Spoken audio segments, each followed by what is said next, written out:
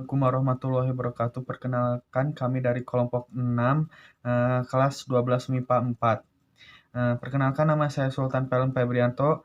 Saya akan menjelaskan tentang penggunaan trapo dalam distribusi listrik dari pembangkit listrik hingga pengguna.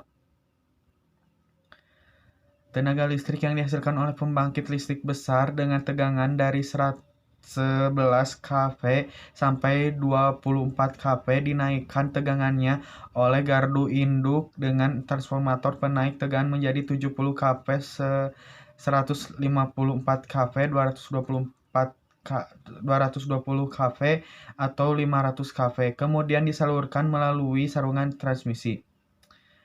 Tujuan menaikkan tegangan ini untuk memperkecil kerugian daya listrik pada saluran transmisi, di mana dalam hal ini kerugian dayalah sebanding dengan kuadrat arus yang mengalir 1 kuadrat R.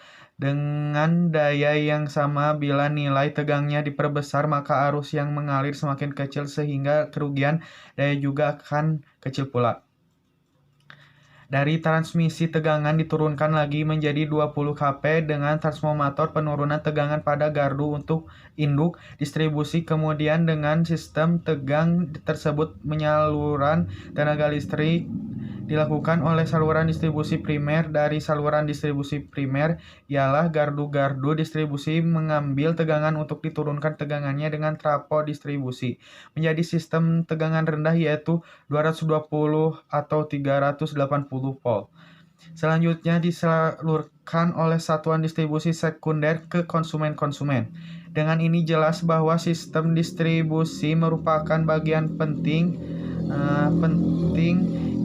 dalam sistem tenaga listrik secara keseluruhan.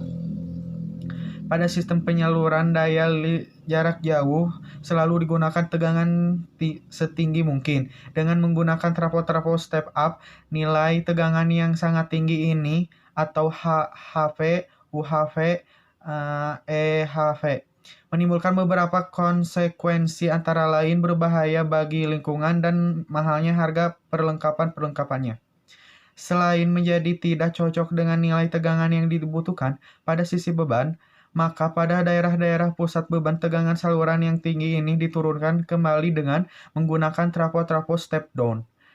Akibatnya, bila ditinjau nilai tegangannya, maka mulai dari titik sumber hingga di titik beban terdapat bagian-bagian saluran yang memiliki nilai tegangan yang berbeda-beda. Sekian dari saya. Wassalamualaikum warahmatullahi wabarakatuh. Assalamualaikum warahmatullahi wabarakatuh. Perkenalkan, nama saya Sofyan Yahya. Generator AC. Generator AC, prinsip kerja dari generator AC adalah suatu ujung kumparan yang berbeda di dalam medan magnet terhubung pada cincin 1 dan 2, maka terjadi arus induksi ini mengalir melalui burs sehingga lampu menyala. Beberapa saat setelah kumparan melanjutkan putarannya, arus listrik induksi mengalir kembali dan berkumparan, tetapi dengan arah yang berbeda sehingga lampu menyala kembali. Karena terjadi bolak-baliknya arus listrik yang dihasilkan dari arus bolak-balik, grafik yang dihasilkan dengan generator AC adalah berupa grafik sinusoida. Terdapat gunung dan lembah. Alat yang menggunakan generator AC adalah kipas angin dan TV dan lain-lain. Sekian. Perkenalkan, nama saya Cindy Dimas Prayuda. Saya di sini akan menjelaskan tentang generator DC. Prinsip kerja dari generator DC adalah salah satu belahan pada komutator selalu memiliki kutub magnet, lalu medan magnet dihubungkan pada magnet tersebut. Hal ini menyebabkan arah arus listrik induksi yang mengalir dalam satu arah menyebabkan lampu menyala hanya sekali sehingga dinamakan arah arus listrik searah.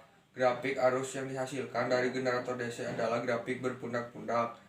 Alat elektronika yang menggunakan generator DC biasanya terdapat power supply pada elektronik tersebut, contohnya laptop, kipas pendingin pada CPU atau Central Process Unit dan lainnya. Terima kasih. Cara kerja trafo step up. Prinsip kerjanya adalah menggunakan induksi magneta yang berdasarkan dengan hukum Lorentz dan hukum Faraday. Lebih rinci, cara kerjanya menggunakan induksi elektromagnet yang biasanya akan terjadi saat lilitan bagian primer dialiri dengan tegangan arus bolak-balik. Sehingga dengan bagian primer yang dialiri listrik itu akan memiliki flux magnet di tengah trafo dan menyebabkan daya gerak listrik lilitan sekunder. Tegangan akhir yang keluar dari lilitan sekunder sangat bergantung dengan jumlah lilitan dan besar tegangan arus yang keluar dari primer. Assalamualaikum warahmatullahi wabarakatuh. Perkenalkan, nama saya Syifa Najwa Rahmadila dari 12 MIPA 4. Cara kerja transformator step down. Pada dasarnya cara kerja trafo step down sama saja dengan trafo step up.